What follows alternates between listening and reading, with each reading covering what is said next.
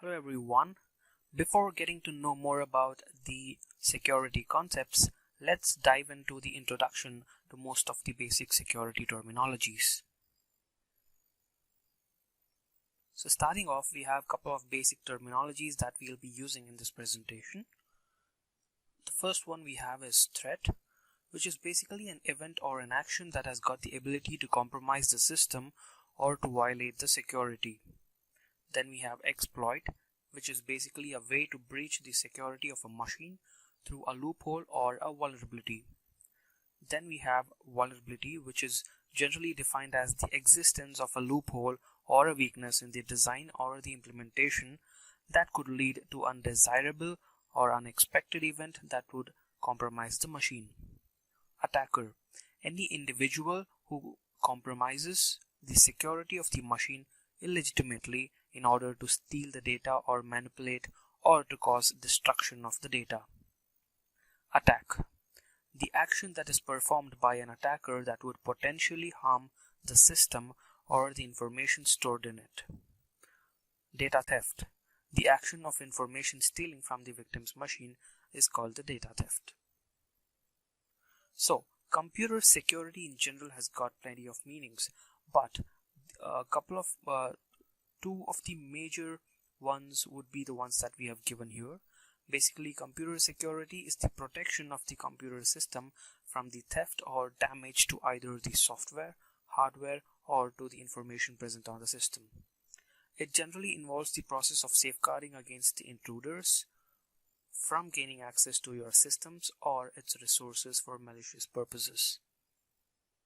So what are the different laws that would be possible because of the security attacks? The first and most common is the financial loss. It's quite common that most of the banks today or most of the bigger organizations today are having a bigger financial loss because of various different security attacks. The next would be the resource unavailability. It's quite common that once the attacker tries to gets access to the system or the victim's machine, he would make sure that the resources are unavailable for the legitimate users.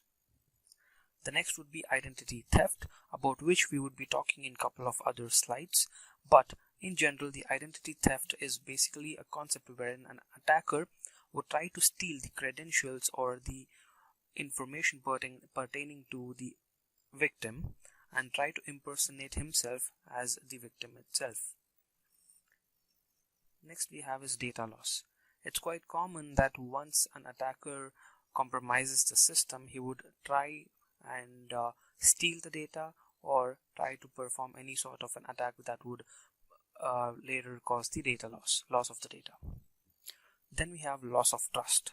It's quite common that bigger organizations, once they get compromised, it's quite common to see that people would lose trust in that organization in terms of security or safeguarding their assets in the organization.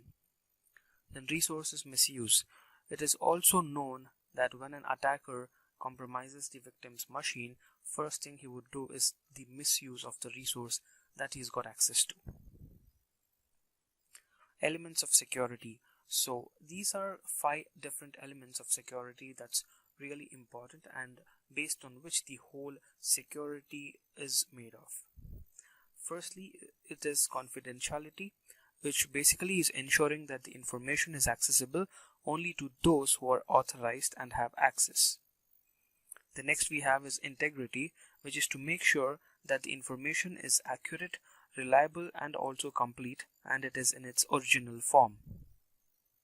Then we have availability, which is basically to ensure that the information is accessible to authorized persons when required without any sort of a delay.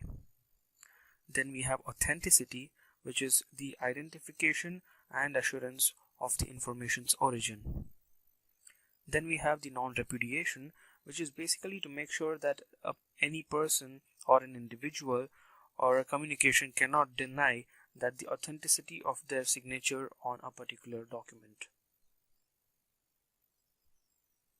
So let's consider the various different layers of security.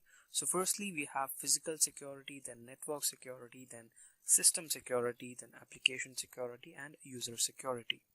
So under the physical security, it basically involves the safeguarding of the personal or the hardware programs, or be it the network peripherals, from the physical threats. The next we have is network security, which would basically be summed up as the protection of the networks and their services from unauthorized modification or destruction. Then we have system security, which is basically to protect the system and the information from any sort of a threat, such as unauthorized access or corruption or being misused. Then we have the application security. So this would cover the way the softwares are generally being used, or even be it the hardware or any sort of procedural methods that could be taken care for protecting the application. The next we would have is user security, which basically is to ensure that a authenticated and an authorized user is only allowed to log in and perform any sort of functionalities he's authorized to do. What are the risks that are pertaining to the domestic users? So it's quite common nowadays that the whole world is going digital, and it's also quite common that most of the domestic users would be susceptible to these different kind of attacks. So the first one would be the email attacks. Basically the victim would be susceptible to attacks such as phishing or spamming or any other sort of scams.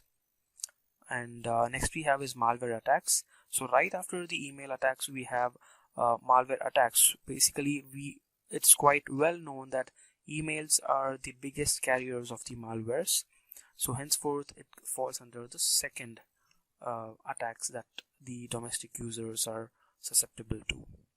Then we have the DOS attacks, which is nothing but the denial of service attacks, which is basically the unavailability of a service for a legitimate user.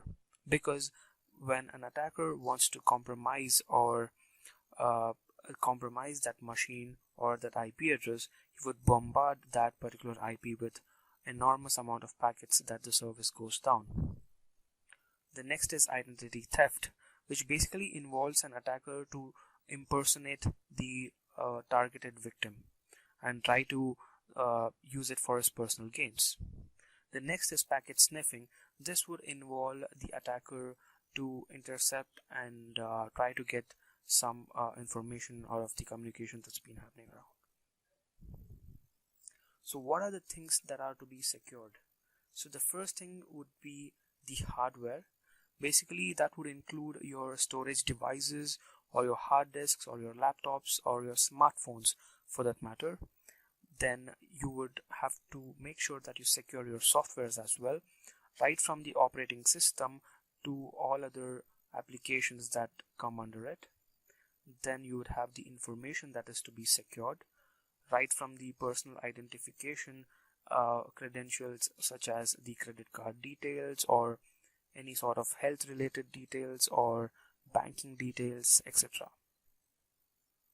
The next would be the securing of the communication, right from your instant messaging or any sort of browsing activities or your mails or any activities that you perform on the social media.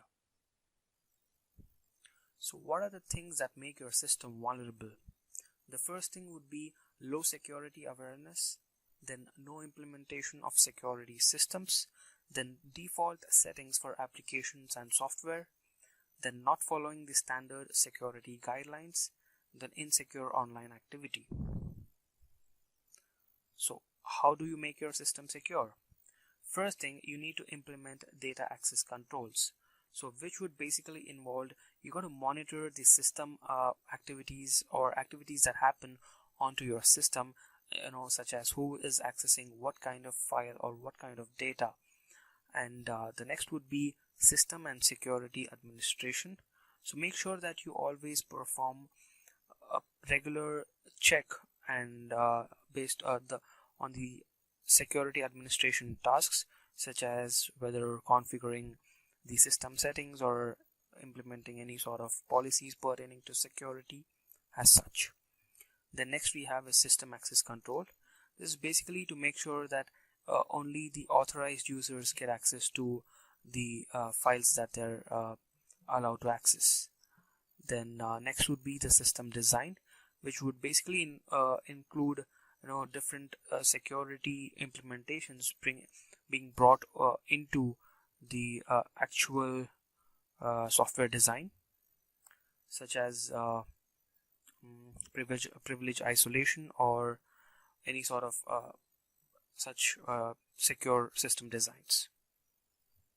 So what are the basic security guidelines? So the first would be the use of strong passwords, or even the use of strong and complex passwords.